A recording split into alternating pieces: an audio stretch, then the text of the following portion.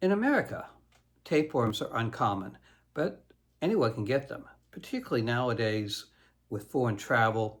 And this is an interesting video about tapeworms because the French girlfriend came down with tapeworms. So, Mrs. Parker, tell me about your experience with tapeworm. Oh, it was terrible. It was very painful.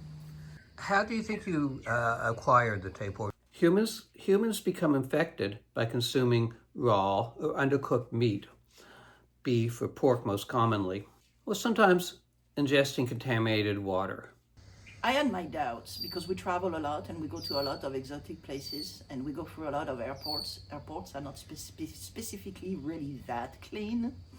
Worms are mainly spread by infected poo from people who already had the tapeworms, touching surfaces that had eggs on them. For example, in public toilets, it's not the toilet seat that's dangerous.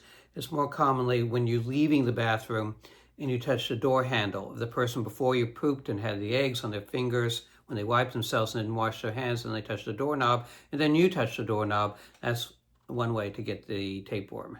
It could be anywhere, really. It could have been here, back home, going out somewhere, using a restroom, going to a restaurant. It could be anywhere. You can catch it anywhere.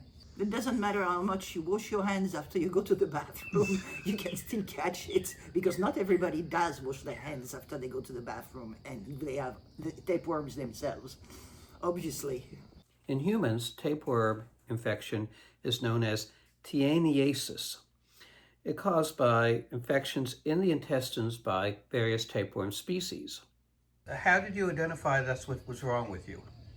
Tapeworms cause digestive problems, including upset stomach, abdominal pain, loss of appetite, and change in bowel habits.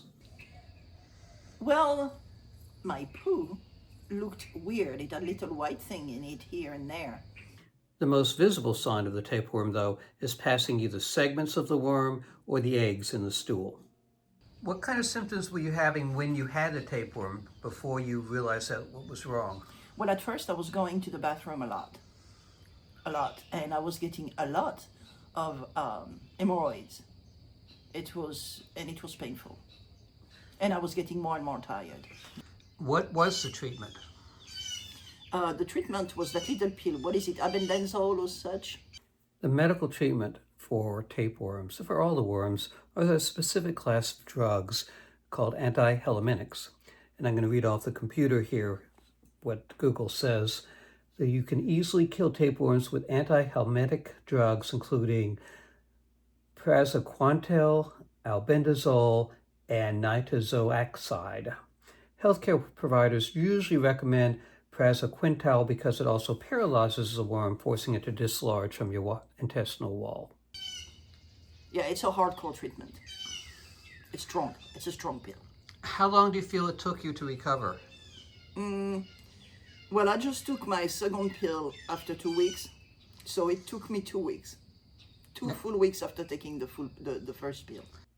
The treatment is pretty easy. It's one pill, and then after a week or two, the second pill. In fact, when you buy the medicine, it comes in a package of 2 pills. It runs about $50. Did you lose weight? Yes, I lost some weight. But it was not because of the worm. It was because I was flushing everything out. People can have tapeworms for many years and have no symptoms. There's histories of people having tapeworms for 30 years and having them grow up to 30 feet long. That's pretty scary.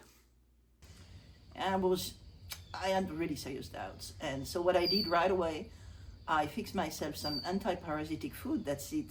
That's to say, I ate food that had a lot of garlic in it. And because of past GI issues, I was not eating garlic anymore. And eating fresh garlic, immediately I expelled tons of little pieces of the worm, I guess, or eggs. I don't know exactly what it was.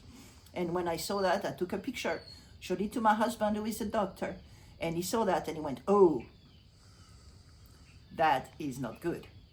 That is definitely a tapeworm." So he got me the pill, the magic pill, which I took, and I kept on eating the antiparasitic food. And then whole hell broke loose after that. And then, after the treatment, Um, what kind of effects did you have following the treatment?